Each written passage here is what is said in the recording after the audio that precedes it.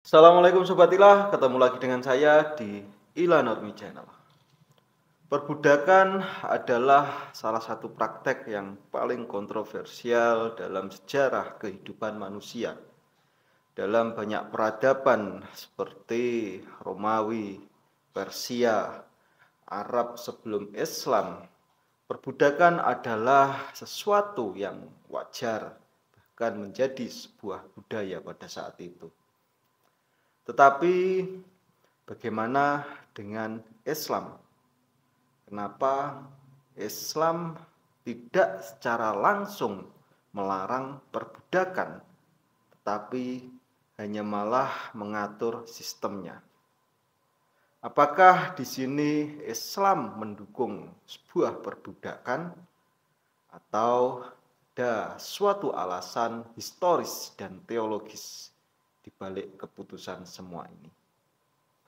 Mari kita bahas.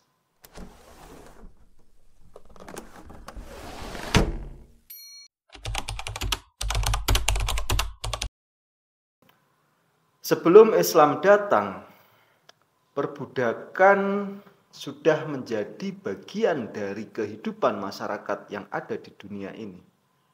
Budak bukan hanya pekerja, tapi juga bisa menjadi barang dagangan, warisan, atau bahkan menjadi alat tukar.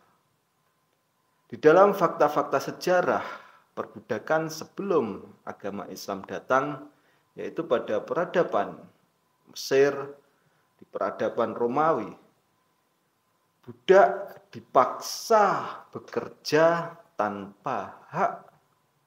Dan ada juga di sebuah peradaban Arab sebelum Islam masuk, budak itu berasal dari tawanan perang, dari tawanan utang, atau bahkan keturunan budak itu sendiri.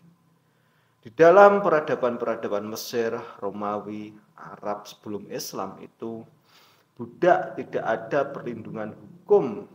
Majikan berhak sepenuhnya memperlakukan budak tersebut semaunya sendiri. Dengan kondisi yang seperti ini, Islam datang membawa sebuah perubahan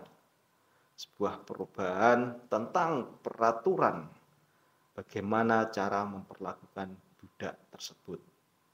Tetapi dalam Islam alih-alih melarang perbudakan secara langsung, tetapi Islam datang di sini dengan memilih strategi untuk mengaturnya. Kenapa bisa demikian? Perbudakan, rikob, rakobah, atau milkul yamil di dalam bahasa Al-Quran selamanya tidak pernah diakui oleh Islam. Perbudakan adalah sisi gelap dalam sejarah panjang kehidupan manusia yang ada di dunia. Ketika Islam turun, sistem perbudakan sudah begitu mengakar di dalam kehidupan manusia. Islam tidak langsung serta-merta menghapusnya, tapi Islam memberikan aturan untuk memperbaiki kondisi budak dan mendorong pembebasan budak. Budak atau perbudakan atau mikul yamin di dalam bahasa Al-Quran itu sangat bertentangan dengan semangat kemanusiaan yang dibawa oleh ajaran Islam itu sendiri. Bagi Islam, setiap manusia itu dilahirkan dalam kondisi atau dalam keadaan merdeka sebagai kemuliaan dan anugerah yang sangat besar dari Allah Subhanahu wa taala. Jadi status merdeka setiap manusia itu merupakan sebuah fitrah yang diberikan oleh Allah Subhanahu wa taala kepada manusia mulai lahir. Namun situasi politik, situasi sosial tertentu menempatkan manusia atau mereka di dalam sel gelap, yaitu sebuah perbudakan. Semangat anti perbudakan ini secara bertahap itu dibawa oleh Islam. Islam secara bertahap menganjurkan umat manusia untuk mengikis perbudakan secara tuntas. Hal ini bisa kita lihat di berbagai macam dalil yang berada di dalam kitab suci umat Islam Al-Quran. Yang pertama yaitu pembebasan budak merupakan kewajiban bagi manusia yang ingin bersyukur kepada Allah Subhanahu wa taala. Hal ini diperkuat di dalam surat Al-Balad ayat 11 sampai 18. Sebagaimana kita ketahui artinya, yaitu tetapi dia tiada menempuh jalan yang mendaki lagi sukar. Tahukah kamu apakah jalan yang mendaki lagi sukar itu? Yaitu melepaskan budak dari perbudakan atau memberi makan kepada hari kelaparan, kepada anak yatim yang ada hubungan kerabat, atau kepada orang miskin yang sangat fakir. Dia tidak pula termasuk orang-orang yang beriman dan saling berpesan untuk bersabar dan saling berpesan untuk berkasih sayang. Mereka orang-orang yang beriman dan saling berpesan itu adalah golongan kanan. Quran surat Al-Balad ayat 11 sampai 18. Di dalam surat ini, di dalam ayat ini, bahwasanya menegaskan umat Islam disuruh membebaskan seorang budak.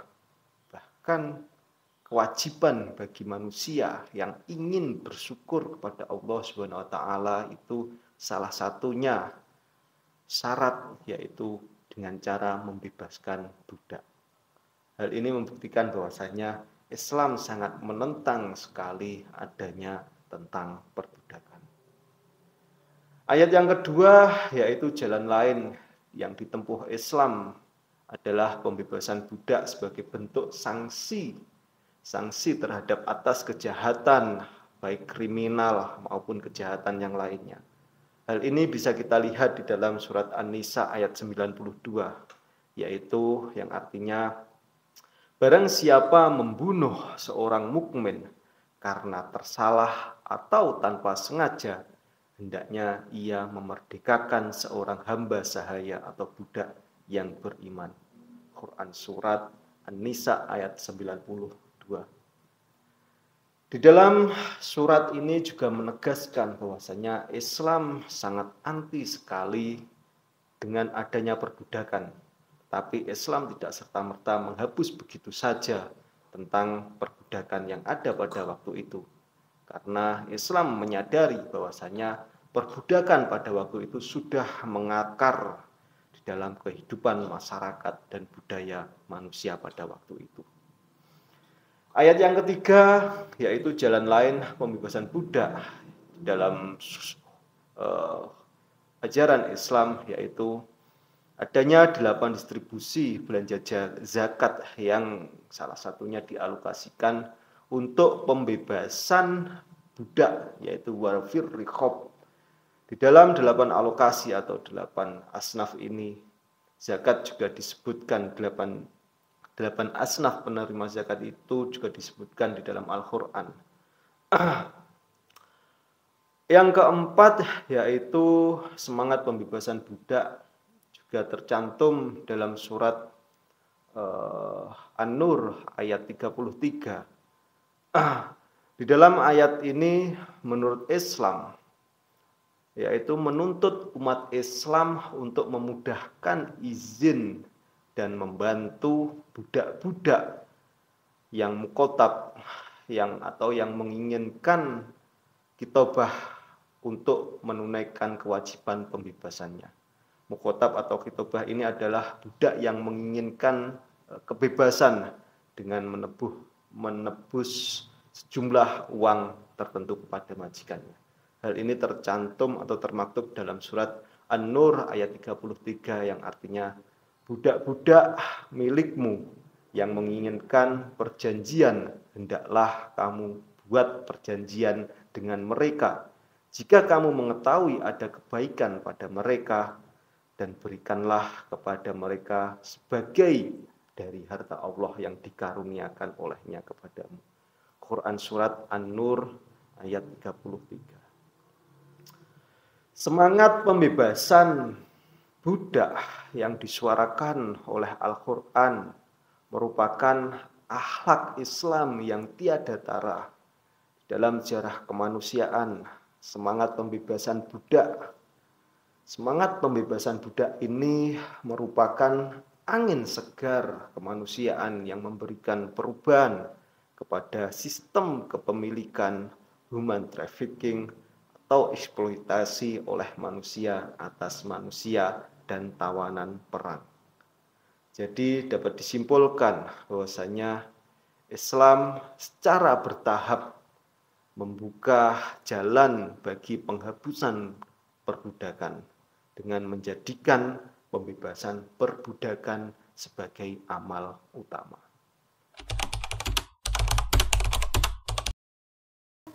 Pertanyaan yang sering terlontar untuk kalangan umat Islam, yaitu pertanyaan yang biasanya dilontarkan oleh seseorang yang di luar agama Islam, yaitu kenapa Islam tidak langsung serta-merta melarang perbudakan, tetapi hanya mengaturnya. Jawabannya ada pada realita sosial dan ekonomi Arab pada waktu itu, yang dimana pada saat itu budak itu adalah tenaga kerja utama pada waktu itu. Jika perbudakan pada waktu itu dihapus langsung oleh ajaran Islam, bisa jadi pada waktu itu timbul kekacauan sosial dan ekonomi. Karena Islam melihat pada waktu itu ketergantungan ekonomi itu sangat besar sekali terhadap adanya budak-budak. Sehingga Islam secara bertahap melarang perbudakan yang ada pada waktu itu dan tidak serta-merta melarang secara langsung, tetapi lebih mengaturnya. Selain itu, sistem sosial yang belum siap pada waktu itu, mayoritas kita mengetahui bahwasanya pada waktu itu mayoritas budak itu tidak memiliki keterampilan untuk hidup sendiri.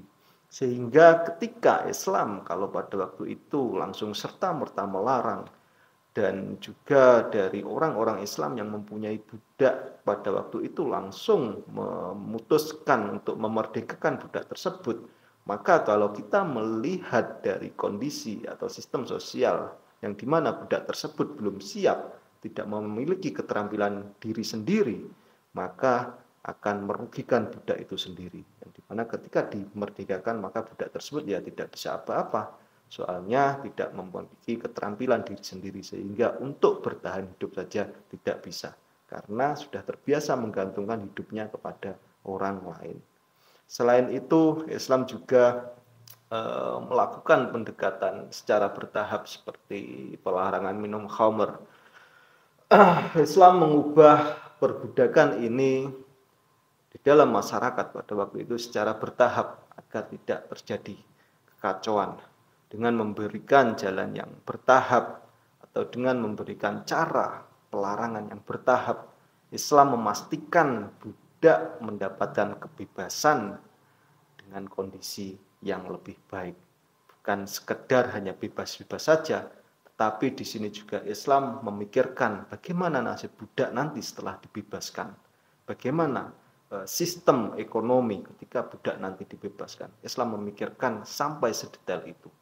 Karena Islam agama yang diperuntukkan oleh bagi umat Islam, bagi seluruh manusia, dan Islam memikirkan hal-hal yang terkecil, baik itu haknya budak maupun haknya majikannya. Jadi menurut saya pribadi, Islam itu lebih memilih jalan yang lebih moderat, yaitu memperbaiki hak-hak budak, menghapus perilaku atau praktek perbudakan yang buruk secara bertahap, dan mendorong secara masif agar pembebasan budak itu segera dilakukan dengan cara yang menekankan untuk bersyukur. Itu salah satu faktornya, yaitu membebaskan budak.